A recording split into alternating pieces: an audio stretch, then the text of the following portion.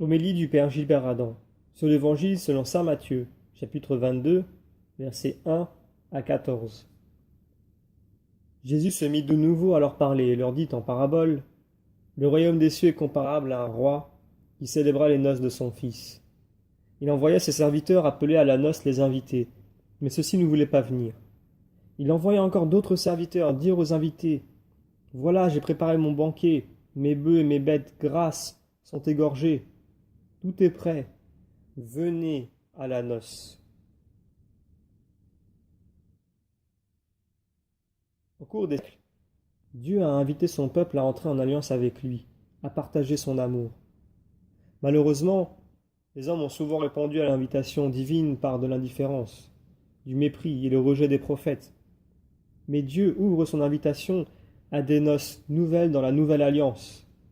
C'est une joie pour chacun de nous et un motif de reconnaissance pour Dieu notre Père. La célébration des noces sur la terre est ce qu'il y a de plus préfiguratif de ce que nous pouvons imaginer du royaume des cieux. Ce bonheur du ciel dépassera tout ce que nous pourrions en saisir.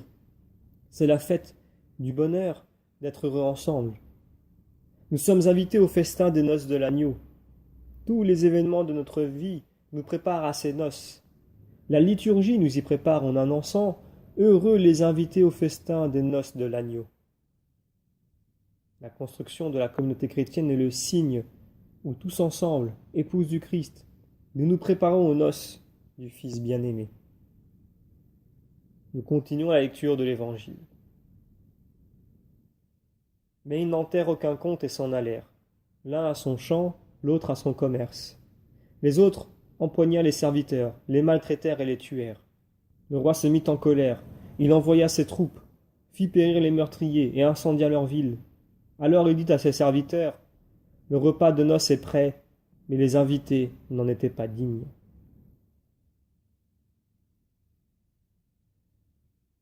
Cette invitation nous concerne particulièrement. Nous qui avons entendu l'invitation de Jésus et qui nous sommes rassemblés pour célébrer l'Eucharistie. Heureux sommes-nous d'être invités au repas du Seigneur. Nous connaissons bien cette invitation que le prêtre annonce après l'anneau de Dieu. Elle est adressée à des foules innombrables, la foule de ceux qui ont revêtu le vêtement des bonnes œuvres. Chacune de nos Eucharisties est comme une annonce et une anticipation de ce grand repas de noces. Ce sont les noces du Fils du Roi, du Fils bien-aimé du Père, les noces du Christ qui épouse l'humanité. Nous commençons par bâtir déjà sur la terre une communauté nouvelle, où l'humanité vit selon le rythme de l'Esprit Saint pour préparer le royaume de l'amour, de la justice et de la paix. Ainsi notre vie nous prépare à la rencontre nuptiale. Heureux les invités au festin des noces de l'agneau. L'Eucharistie est un repas extraordinaire préparé par le Dieu qui nous sauve. Nous terminons la lecture de l'Évangile. Allez donc aux croisées des chemins. Tous ceux que vous trouverez, invitez-les à la noce. Les serviteurs allèrent sur les chemins, rassemblèrent tous ceux qu'ils trouvèrent, les mauvais comme les bons, et la salle de noces fut remplie de convives. Le roi entra pour examiner les convives, et là il vit un homme qui ne portait pas le vêtement de noces. Il lui dit: Mon ami, comment es-tu entré ici sans avoir le vêtement de noces? L'autre garda le silence. Alors le roi dit aux serviteurs: Jetez-le, pieds et poings liés, dans les ténèbres du dehors. Là il y aura des pleurs et des grincements de dents. Car beaucoup sont appelés, mais peu sont élus.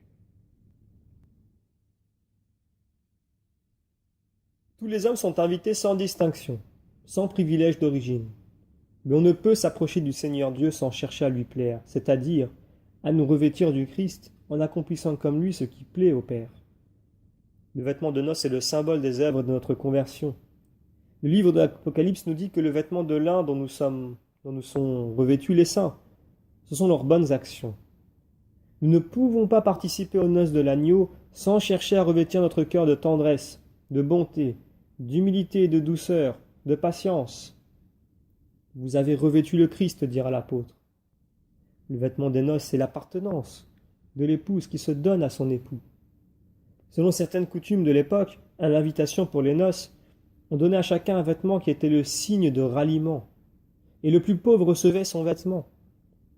Encore nous faut-il accueillir le Christ, revêtir son plus grand amour quand nous sommes conviés aux noces de l'agneau.